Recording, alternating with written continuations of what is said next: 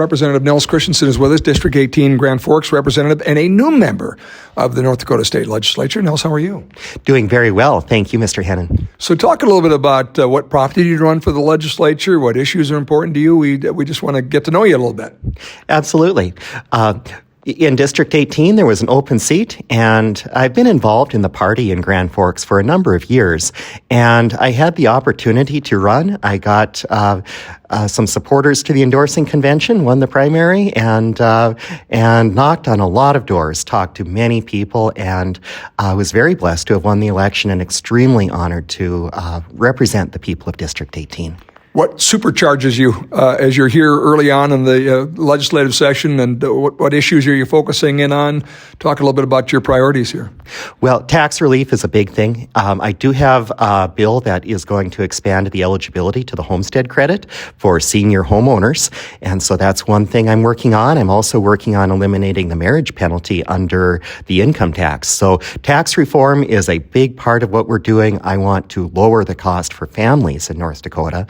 But then I have some other cleanup bills to help just fix some things in our legislation, as well as just a couple of other small bills to help address some issues. What committees are you on? I know that's always something that's an interesting process to get on the committees you want, and then obviously zero in on that business school up a little bit. Walk us through what you're doing there. Absolutely. I'm on Judiciary and Transportation. So both of those have dealt with a lot of contentious issues this time. And it's amazing the depth that these committees get into. So we have dealt with a lot of criminal penalty issues on Judiciary,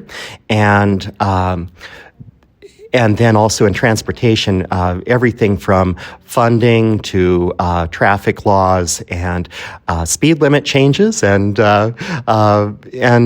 insurance regulations as well. But I think the most rewarding thing we get to do on transportation is we've named a number of bridges and a couple of highways for some of our North Dakota war heroes as well.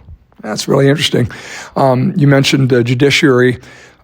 We talked recently with Attorney General Drew Wrigley about his truth in sentencing efforts to ultimately, make sure if a judge gives a sentence to somebody that is doing some of the worst crimes, fleeing officers, harming officers, that they actually serve the majority of their sentence, which I didn't really know is an issue, that a lot of them are getting let out, with a small percentage of their sentence served. Have you heard that issue yet? What's your thoughts on that issue?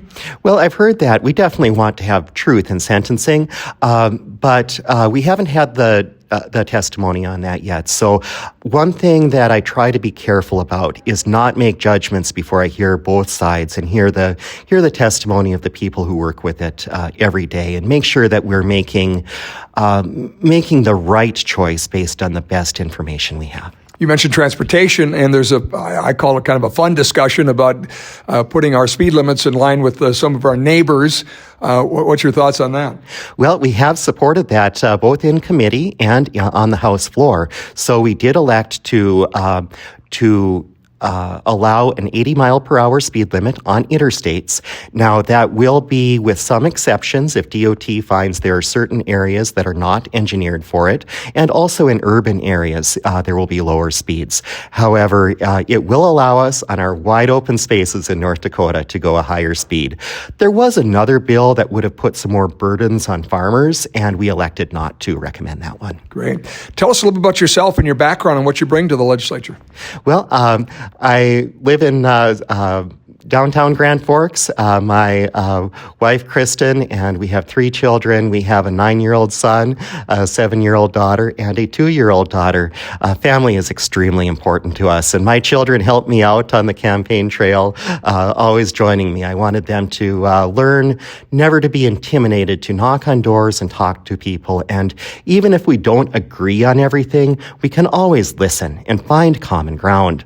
So it's been a great family learning experience for us, and I'm very blessed that they could join me down here during the legislative session and stay in Bismarck with me. Oh, good for you. That's unique. I don't know that most of the members that come in from all across the state have their families here. They're going back and forth.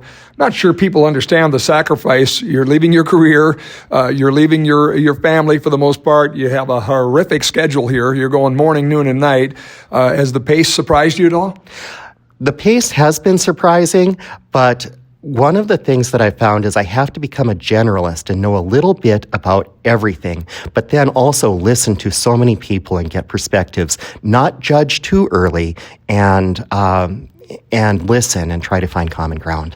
I'm curious about a couple of things that are happening in Grand Forks. One, obviously, Minnesota Power, a very important part of what's going on there.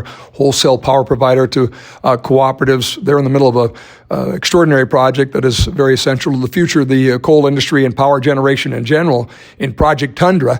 Anything you're doing this session related to that? What's your thoughts on that project? I haven't seen anything specific to that project. Certainly, we support our energy producers in North Dakota, but I don't have anything that has related specifically to that yet this session. And then, obviously, you have quite an ecosystem going on in Grand Forks with UND, with Grand Sky, with the Air Force Base so close.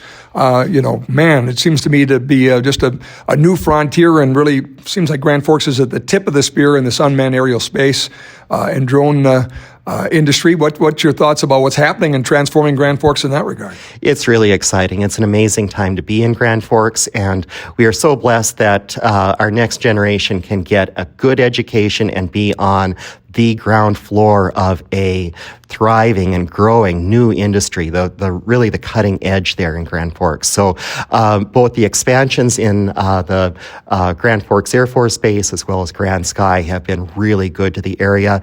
There is some funding that I think we are making sure is available to ensure that continues to grow in the future. Good to meet you, and look forward to keeping tabs on what's happening for your District 18 in Grand Forks. Representative Nels Christiansen, enjoyed the conversation. Thanks so much. Thank you so much, Mr. Hennon. I've listened for many years, and I am so blessed to be on your show. Thanks so much. Our segment, Meet Your Legislators, brought to you by the North Dakota Petroleum Council and the Lignite Energy Council. Listen for those on the show, as well as finding them on all of our social media as well, so you can meet the legislators right along with us. Thanks for listening.